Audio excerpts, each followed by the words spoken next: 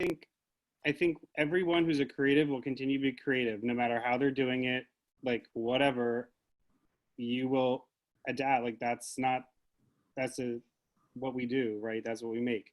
And then we need to eliminate racism, sexism, any phobias. We need Black and brown people in all aspects of the business, from the stage to the creative to the administrative offices. Pronto, stat. That's what really needs to come out of this. And whether we're homebound or not, like, we'll figure out how to be creative with that.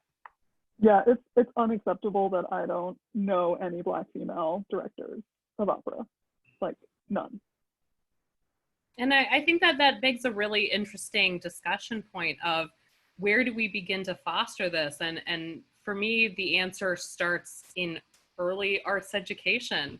We have to be looking at the entire route that people who are engaged in the arts get to travel. If someone experiences music or theater or opera at such a young age and sees themselves reflected in it and sees themselves have their own heritage, culture, identity reflected in a larger manner, I think that we do get to break down a lot of those walls.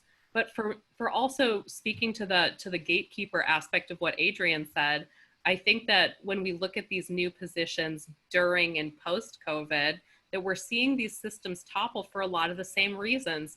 Hidden sexual harassment, hidden sexual assault, hidden racism. We're seeing a lot of Instagram accounts appear that are anonymous of sorts so that people can start calling out companies and educational systems without the fear of repercussion, and so to speak. So flipping this question to how else can we foster this element of inclusivity and this element of being anti-racist and fighting for diversity in our specific art, what are some actionable items that we can implement right in here and now?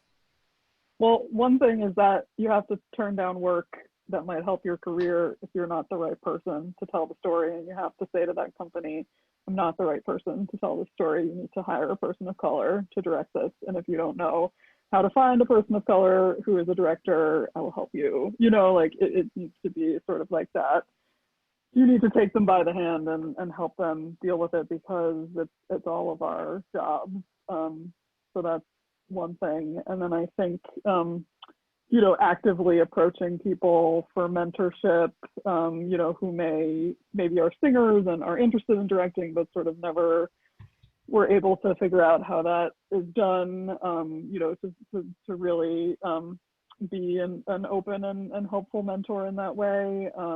And also, like, you know, I also want to sort of admit that we're probably the wrong panel to ask this question, but those are just some things that have come up for me. And also just making sure that, you know, I had this happen with Divas, you know, if you have one character who is a person of color in a cast of all white characters, really, really, really doing due diligence to make sure that there are people of color in authority behind the table with you. Otherwise, that can be a really, really, really painful, traumatic experience for that performer.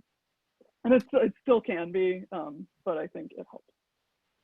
Yeah, I think developing as in predominantly white institutions, as white artists with white privilege, it's like find out how to use your privilege and use your power to make the world that you want to live in and disrupt systems of oppression. I think opera can be a field that really replicates systems of oppression, whether they're hierarchy, misogyny, racism. But I also think that opera as this hugely rich discipline I've had some of the most kind of cathartic discussions with ensembles related to identity, colonialism, representation, just feelings of otherness in the context of opera. So I think it's like make space in the creative process for all kinds of processing. And then I do think on the institutional side, on the producing side, you know, I've sort of been in situations where the company didn't have, especially the time, but broadly the resources to be able to engage appropriately with a work. So it would sort of be like, oh yeah, it's an Orientalist opera. Oh well, whatever, move on. These are the choices. And it was like, no. Like this, there's a lot that the cast is discussing, that the, you know, the art is happening, that is good in the artistic process, and we can engage the audience in that process, but we need support in order to have the kind of conversations that really will serve the community. And just to point out that Tyler Harrell did drop a link for us all to read about how this is affecting and occurring or not occurring in the Boston theater scene. Please do check out the link that he drops with. This is something that's happening in the Broadway and theater community. I think that we are speaking specifically of opera, but we don't want to neglect the fact that this is an all-encompassing for the arts conversation. It's design, it's dance, it's straight theater, it's Broadway, it's everywhere. And so even though we're highlighting opera specifically, thank you for giving us that resource. Also, if you do have a question for our panel, please do feel free to drop it into the chat box. But I'm sorry, who did I just cut off, Tyler? No, I was just jumping in, Alex. I just had a question that's just based on what we're talking about. Do you mind if I ask it? Oh, go ahead, and this will give everyone a time to formulate their question for our panel before we say goodnight. Being that there are a lot of problematic works in the opera canon to begin with, do you think that as a way of reaching out to audiences that maybe didn't feel included in the past, do you think that there needs to be a move on behalf of American opera companies to really commission new work? Yeah, this is something that I wanted to say in terms of how we can move forward in our anti-racism work. And I've noticed very recently, very quickly, there's been a huge call for artists of color, Black artists, biopic artists, composers and directors and singers. And I think we have to be in this for the long haul. And we've seen this before where we put out calls and then very, you know, stealthily and sneakily, it just kind of dribbles away. And I think that we have to stay on this for the rest of forever. And I do agree with you that I think that we need to be programming works by Black composers and artists of color, and they need to become part of the canon. The canon, to me, needs to expand to become inclusive of you know, the works that are in our current canon and that need to not be erased and not be canceled, but embraced and grappled with in a very kind of rigorous way. And then we also need to expand that canon to include new works by people whose voices and whose stories are not currently on our stages.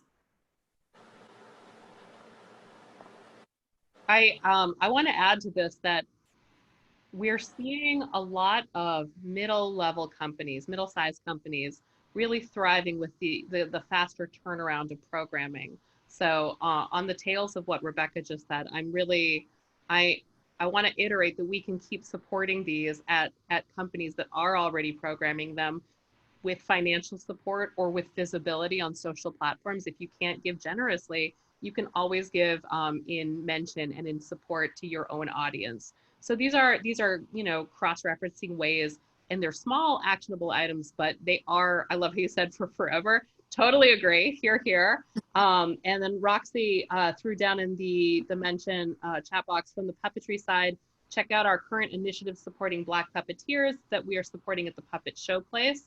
And this is at the Puppet Showplace link under the tab Empowerment Grant.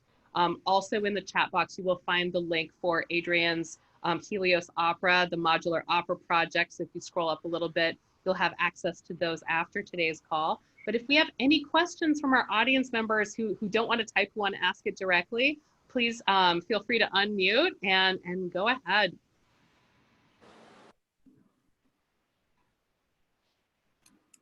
So I'm not seeing anyone with a pressing one, but I have a pressing one.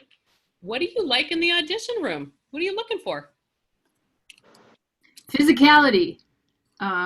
For me, I know that physicality and also eye contact, which most singers are trained not to do.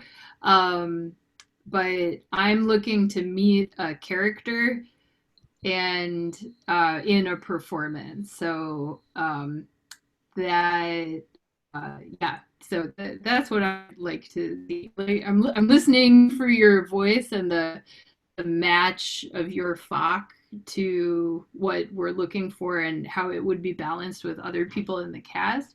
But with all of my other senses, I'm wanting to take in a character. And when you say that, I'm really hoping you're leaving taste out of it, but just in case, be aware if you're singing for Roxy, she may bite you. No. Yes, delicious.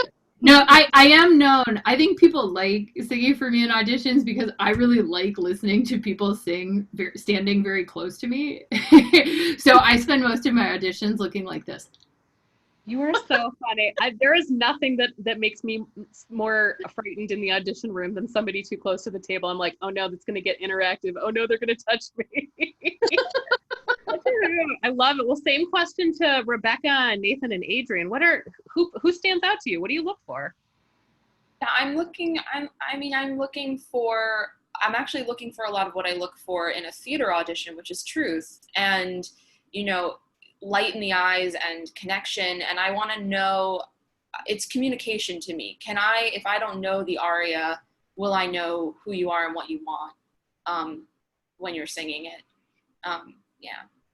I just want to be moved, and I want truth. Yeah, I agree with Rebecca almost entirely, and also just on the technical side, I really look for clarity of thought. So someone who's gone through the aria as if it's a monologue and really is bringing a lot of different actions and tactics to every different moment of the aria, so that it's not stagnant and it's not what I call a display of behavior, which is just like, I'm going to be sad for 3.5 minutes. Like, what's the journey of the aria from point A to point B, and how are they getting there? And am I sort of being taken on that ride? And it's great to be moved in an audition as well. I also have to say that I look for stage presence, which is such a terrible word. And whether it can be taught or not, I don't know. But to me, it reads as this kind of like extreme sense of ease and confidence, but not cockiness, and kind of a feeling that like maybe I feel like I'm being welcomed into their room, because that's how you want to feel in the audience, with people on stage telling you a story. Can't do it, but can talk about it. And Nathan, same question. Well, you have to be able to sing. But I mean Yeah, that. but that's not your job, Nathan. Elephant in the room.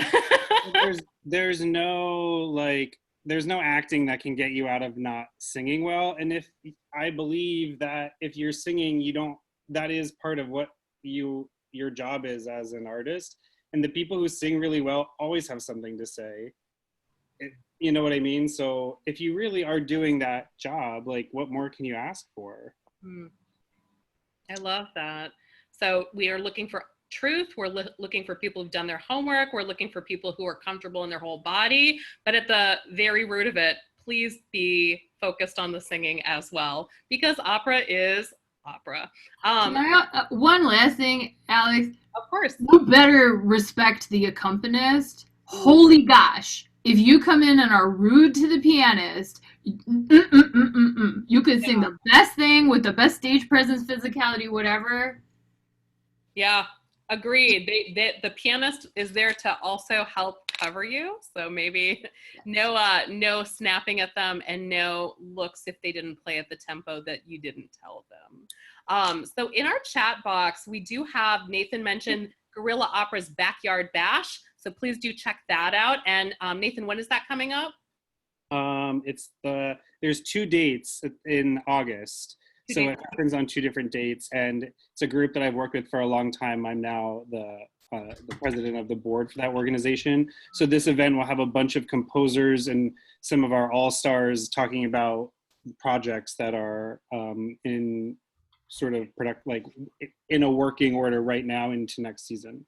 Wonderful. And then Adrienne also mentioned to check out her YouTube channel where she does stage directing tutorials and dramatic coaching videos. as well. It's very engaging. It breaks it down very step by step. So if you're listening to this conversation and feeling mildly overwhelmed about anything, please check out her work. It's such a wonderful thought process that she puts into it and dissects it for us. And Rebecca, can you throw down your stage reading information in the chat box? And Roxy, what did you hold up? Last second plug. Oh, I just got the postcard for Guerrilla Opera. So oh, wonderful. So we have another shout out to Guerrilla Opera. But Yeah. Our own Ask an Expert host, Heather Gallagher, does have a performance coming up of Das Lied von der Erde, which is on August 30th at 5 p.m. And I hope that you enjoyed this conversation with all of these wonderful, very different perspective, but very just engaging, innovative, and socially conscious thinking directors in our field that I feel enlightened from it. And I want to thank you all for joining us today. Thank you for joining the NEMPAC Ask an Expert panel. Thank you, guys. Thanks, everybody. Thanks, Alex. Thanks, Heather. Thank you. Stay on the line.